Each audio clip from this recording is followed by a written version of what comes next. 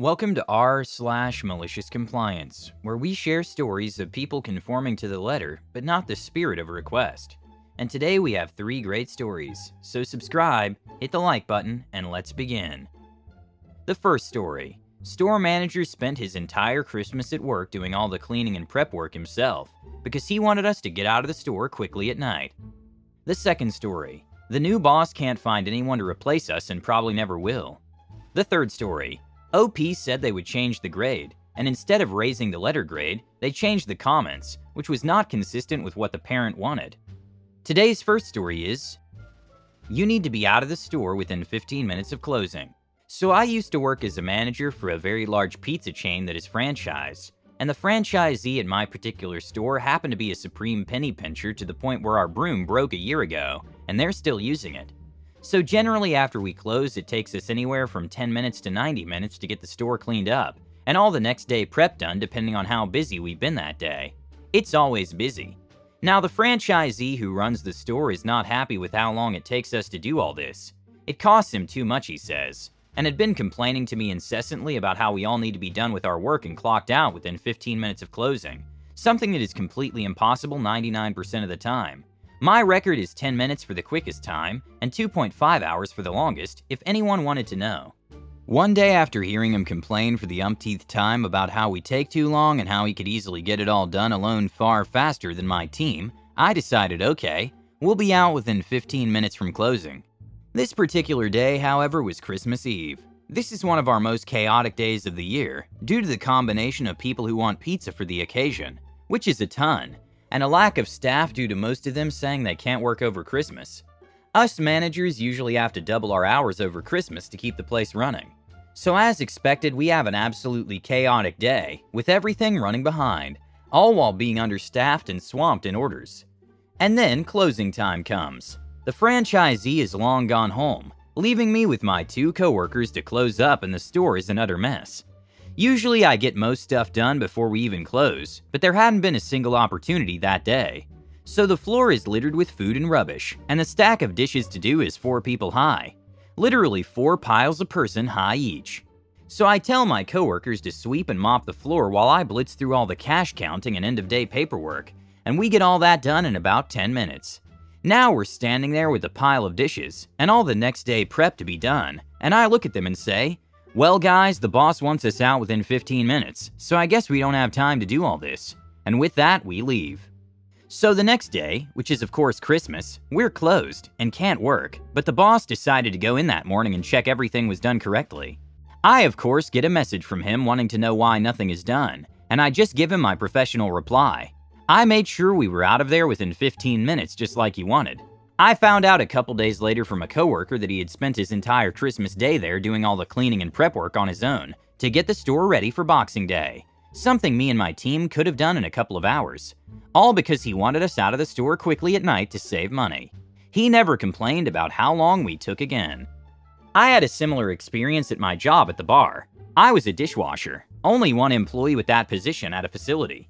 The job was great, the pay was good, my supervisor was awesome. But overall, the manager was an A-kisser, kissing the supervisor's A at all events, promising things that were impossible, etc. And so was the manager on duty, shift supervisor. My job was to wash and clean the dishes, take out the trash, sweep and mop the area. One day I was putting away empty plates, and the shift manager comes in and asks, "Are you almost done?" At which point I got tired of listening to this because he asked this question a lot. I told him, the more you stop me and ask me stupid questions, the longer I'll be doing this. The problem was that waiters weren't allowed to leave until I was done. No one was supposed to stay in the building alone, except the managers. After that, he never asked me if I was done. The next story is, don't stop painting the mural? Sure thing, boss.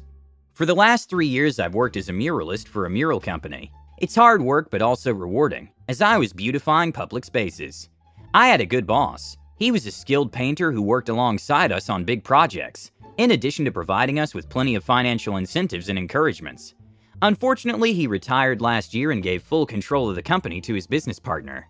It immediately became an SH show. The business partner controlled the administration side of the company. He was not a painter and didn't understand the work it took. He would overbook clients and overpromise on completion dates. He never offered us incentives and would only berate us for not getting jobs done quick enough. We tried to tell him that the old boss have always encouraged us to take our time and deliver the best mural, as the company's reputation rested on the quality of our work. We also tried to explain that as artists, we want to be proud of the work that we put out there. He brushed it off with, "You're paid to finish jobs, just get it done." This was incredibly demoralizing, and after 2 months of churning out rushed work, we were burned out. One of our 4 muralists quit. The final straw came 3 months later. Our company won a huge bid to paint the side of a 5 stories tall building using my design. I told the boss that it would take us 5 weeks to complete. However, a week before the project was due to start, he told us that we had 3 weeks. We protested, citing that we're down 1 muralist, safety issues, weather changes, and the complexity of the design. He of course told us that the contract has been signed and brushed off our concerns. He did, however, offer us financial incentives for overtime work this time, and knowing that there was nothing we could do, we accepted it. I simplified the design and we planned to stay late. The weather got bad as predicted. There were a few days of rain where we barely got work done. We fell behind and told the boss that he had to get us an extension. Our client was nice enough to grant another week, but our boss was peeved. He would show up to the job site regularly just to rush us. On the 3rd week, we were working when a light drizzle started. We were waiting in our cars hoping it would pass when the boss showed up. The moment he saw us, he started accusing us of being lazy. To quote, "This is why we're falling behind." One of my coworkers said through gritted teeth, "Can't you see it's raining?" But before we could explain why we couldn't paint in the rain, the boss yelled, "If you're scared of a little drizzle, you shouldn't be a muralist. Get back to work." My coworker shot me a look and I knew immediately. The malicious compliance was on. The 3 of us got back on the scaffolding and began working. The boss smugly said, "See, that wasn't so hard," and drove off. We kept our smiles to ourselves.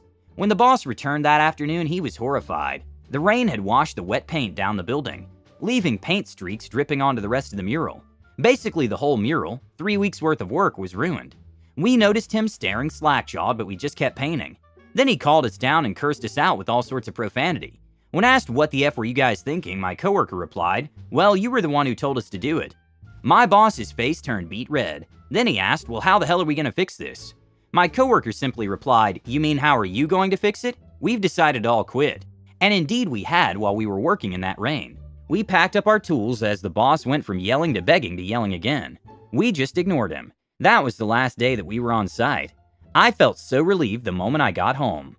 The aftermath. I got a call a week later from my old boss. I was ready to tell him that I won't come back to work, but it turned out that he just wanted to check in on me. He apologized for what happened. He also told me that my new boss lost the contract and had to fork out the money to repaint the whole wall blank again so that another muralist can take over.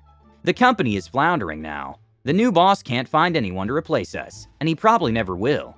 What he didn't realize was that finding even one good muralist willing to work for a company is difficult, let alone a team. Most muralists are more than happy to self-employ.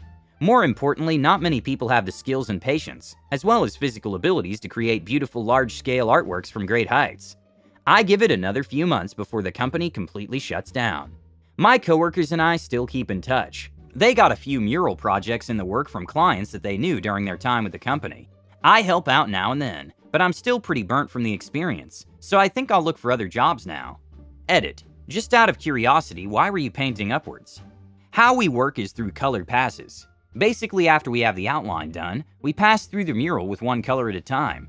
This is because we have limited space on the scaffolding, and having too many paint buckets would be a spilling and tripping hazard. It's also a more streamlined process because we don't have to clean our brush and change colors constantly. We do try to work from the top first, but when the colors are stacked on top of one another, it's not possible.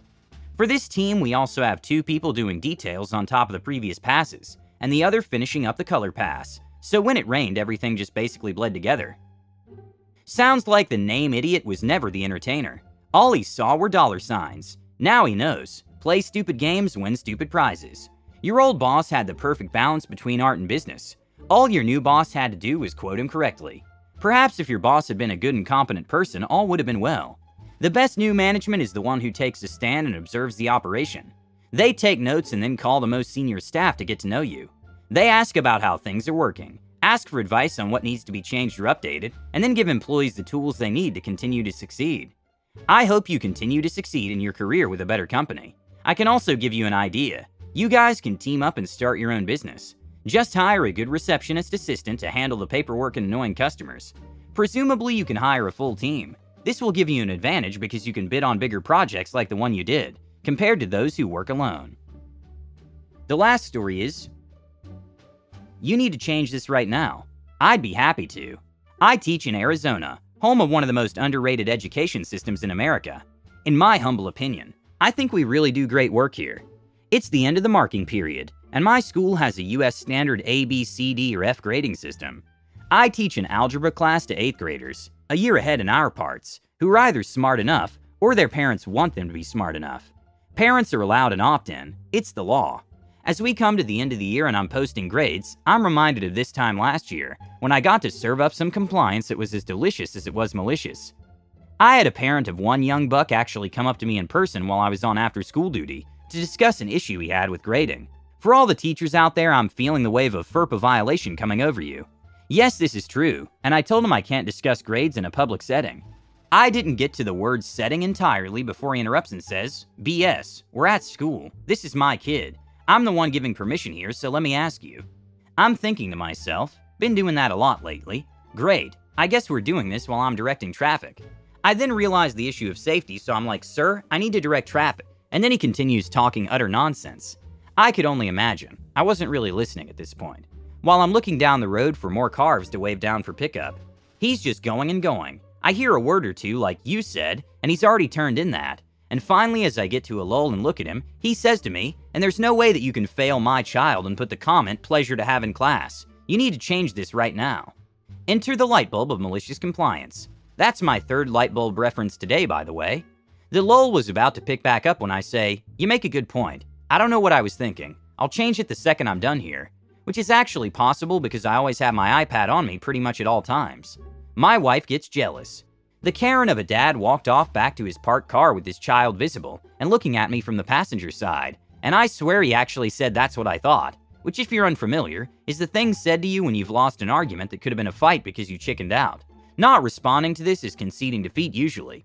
As the dad finishes his little strut to his car, I give the kid a thumbs up, a la Bloodsport. Just Google OK USA, definitely a laugh, and the kid slowly gives me a sheepish thumbs up back. Hilarious. The kid seems to somehow know what the dad doesn't. The second I get to a secure private location, I go into the gradebooks and change the comment from pleasure to have in class to respectful to teachers and staff, which is more than I can say for this kid's dad. Needless to say, he still got an F. Deserved. And yes, I made this change on the toilet. The OP said they would change the grade, and instead of raising the letter grade, they changed the comments, which I felt was not consistent with what the parents said. As a teacher, I inwardly shudder when the next outburst happens. Such parents are very difficult to wean from such behavior. You can be a good person and still be bad at math. I don't know why the parent didn't realize that. Don't forget to subscribe and have a nice day.